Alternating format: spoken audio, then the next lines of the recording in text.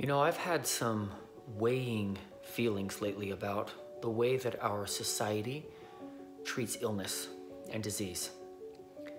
And I've been seeing a lot of people concerned about this as well lately. A lot of people concerned. So I first want to say that I am not a doctor, nor do I claim to be one at all right? But I have been through several experiences in my life and my family's life that has influenced me to research and study the immune system and how it operates and why it's so important to allow it to operate naturally without the use of drugs as much as possible. So, the workings of the immune system, okay? There are actually two different types of immune systems, okay? Two different immune systems in your body. We are only in proper health when these two immune systems work together, synergistic. Okay, the first immune system is your innate immune system, also known as your cell-mediated immune system. When you come in contact with a foreign pathogen, like a bacteria, a virus, microscopic parasites, etc., the initial response comes from this innate immune system. That's your first immune system. This comprises of a physical, chemical, and cellular mechanisms as its defense response.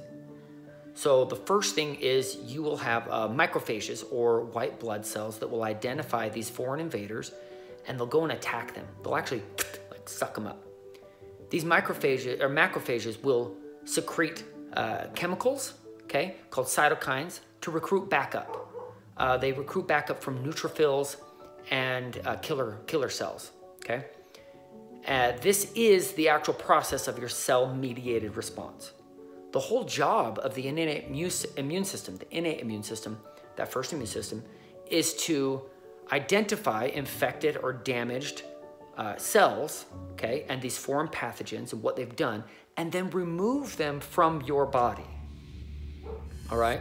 This is done through digestion and out the body. It's done through respiration of the lungs and out the lungs. It's done through the skin and even your nasal passages. So this process, right, is what we consider being sick or ill, when it's actually the natural response to these invaders of your body, because we have to get rid of them. We got to get them out of the body somehow. So you don't want them to build up inside the body. So when you have something like a fever, here's an example. A fever, it's the natural body's response. Attempting to stop that fever completely goes against the natural process of that cell-mediated immune system. Now I understand, I totally understand, when a fever is so high, right, it can actually cause more damage, all right? So you can minimize it, right? Minimize the fever without stopping it.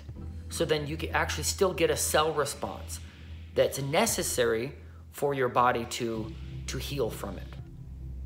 So what happens then when this natural response from the innate immune system, okay, that first immune system, what happens when that's suppressed or bypassed? You can't get rid of the toxins that build up within the body, and therefore you decrease your overall immune strength and overall health. This brings us to the antibody response, which is from the humoral immune system. That's your second immune system, okay? This immune system will recognize proteins or antigens from a specific virus or pathogen, some type of foreign invader, okay? Then it will make specific antibodies for that specific antigen.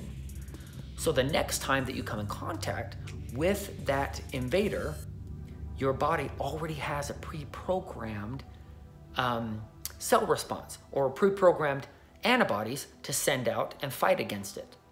Therefore, less symptoms will occur from your innate immune system, your first immune system. You see, when these two immune systems work together, you are almost foolproof, 100% foolproof in immunity. the first immune system activates the second and must first clear out infection through the innate response. You must first clear the infection through the innate immune system before you can have the humoral immune response. That's the natural process, okay? Without allowing that cell-mediated response from the innate immune system, and by bypassing it, you actually limit the body's ability to build true immunity.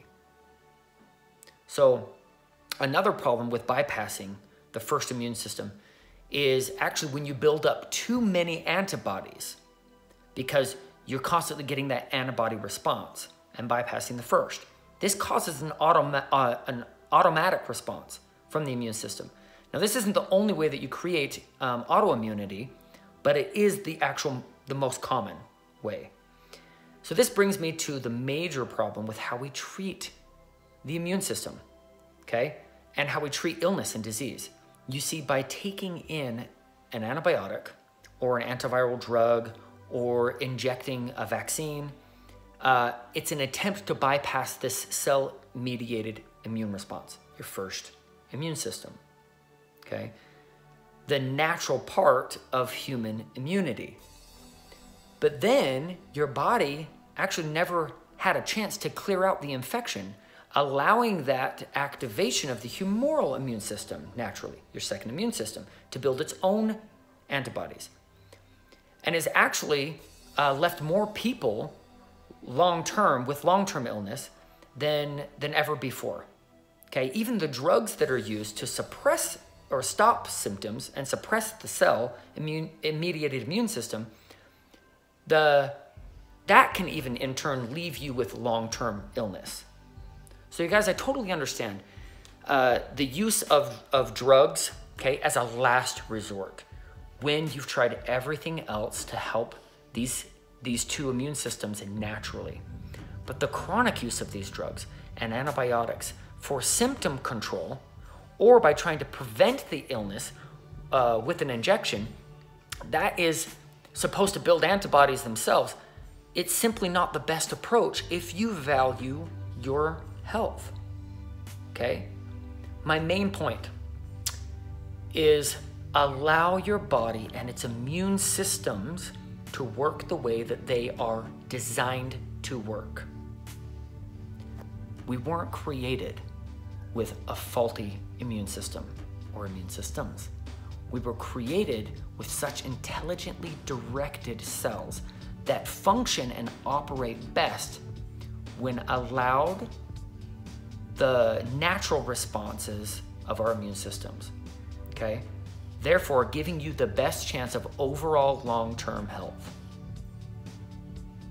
So, how can you protect and strengthen your immune systems, okay, naturally, so that when you do come in contact with some type of foreign bacteria or virus or something like that, some type of pathogen, you can minimize symptoms so that you can function and strengthen from it, okay?